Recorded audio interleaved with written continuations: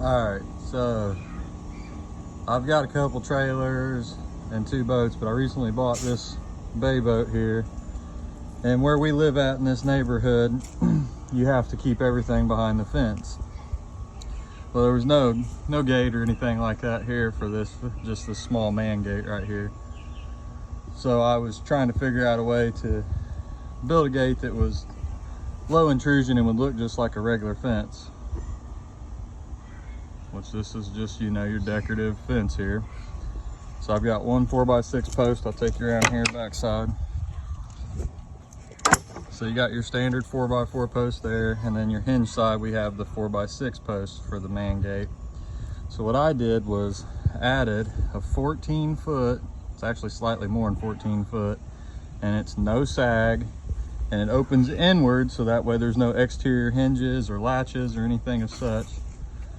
And so what I did over here, since this was just a 4x4 post, I actually set a 4x6 post 4 foot in the ground, and then I added this brace to hold that top from wanting to pull under the weight.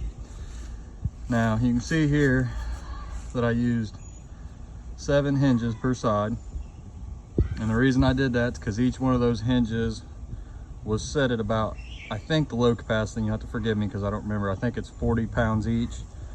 And so estimating the weight of these gates here, that was what I determined needed to be enough. So I built the hinges while the fence was still intact. I hadn't done any modifications to the fence yet. All I did was set the hinges on this hinge post, and then I added in this bracing of 2x4 to create a solid structure, basically like another 4x4 post on the inside there. And then I added this toe brace for the hinge to help carry the weight of the gate as it swings open. That way you don't have any kind of sag. It just kind of helps. A lot of people can use tension wire. You can see it done quite frequently. I just use 2x4s, basically mimicking the man gate. So after I got all the hinges installed, I got the bracing installed all the way up to the top of this post here. Now I wanted to leave the decorative design so it matched and you couldn't tell that there was a gate here. Once I got all that done, that's when I came in and I sawzalled this post out. Once I cut that post out, I had to slide down the inside here with the blade, which allowed me to move this. So once I moved that, it freed up the supporting structure, but wasn't allowing it to swing yet because I hadn't made my cut on the inside, or on the outside rather.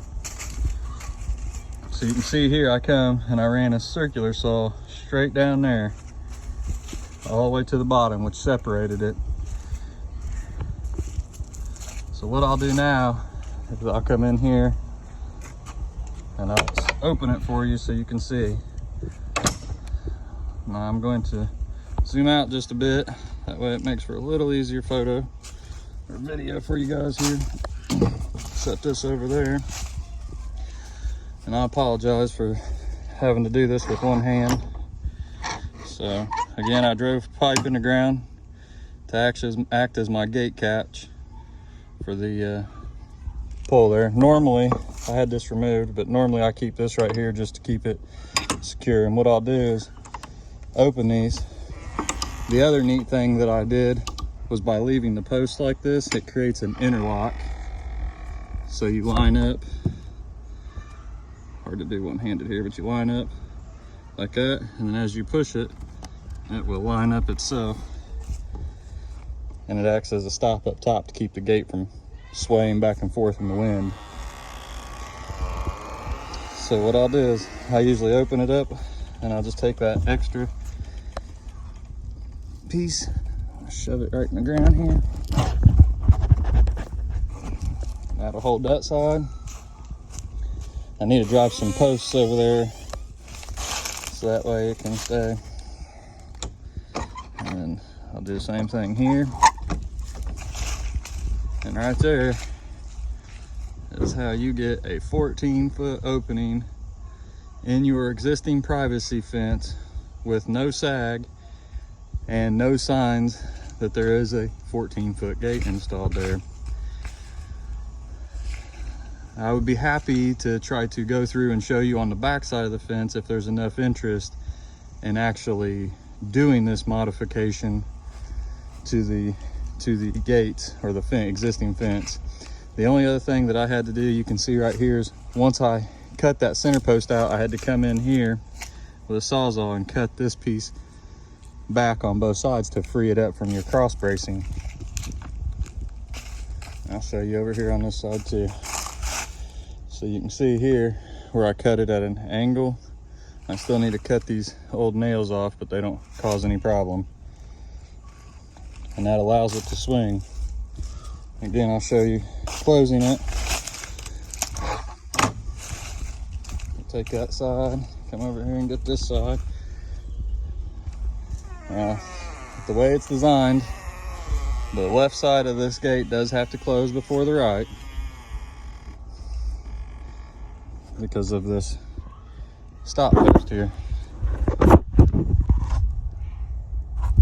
So the important thing to do, let's see if I can show you here, is line this up.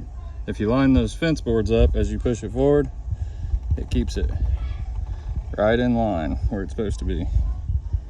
And as you can see, I haven't done anything. I just used the friction of the way it was designed, and it closes in line perfectly as it should. Let's see if I can.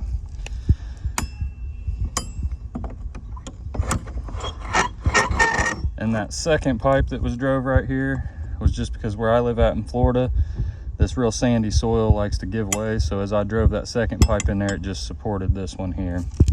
And this other pipe here is because eventually I'm going to have another one like this that sits in the ground right there. But for the meantime, this is how I do it. Just like that. And that is how you get a 14-foot no sag double swing gate on an existing privacy fence that swings inwards and leaves no indication that there isn't a 14-foot gate in your fence. And like I said, if there's enough interest in this, I'd be glad to do another modification, either right back there on that side of the privacy fence or just on the other side of that barn. There's another section where they've got about an 8-foot gate. I'll just walk you over there real quick. But there's about an 8-foot gate over here that's just barely wide enough to get the trailers in. You can kind of see it right there. It's a 2-swing 8-foot. But again, what I would do here is I would probably remove this tree, fence that in, and then cut that in right there as a 14-foot gate. Thanks for watching. Again, if there's enough interest, I'd be glad to actually go through the build process and show you how this was done. And if you have any questions, feel free to ask, comment below, subscribe, click the bell notifications. That way, any future videos I post, you guys will get notifications of. And yeah, that's how you make a 14-foot double swing, no sag gate in your existing privacy fence. Thanks again, and have a great day.